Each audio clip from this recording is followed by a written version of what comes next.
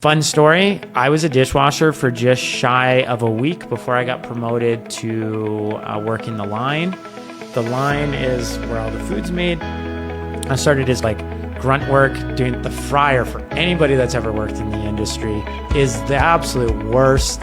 You're constantly getting splashed with hot oil and it's super hot. You stink like McDonald's by the end of the day. Actually, it's worse than McDonald's. The smell that you smell outside of the McDonald's vent doesn't compare to what you're getting home with. And like Axe body spray was never enough.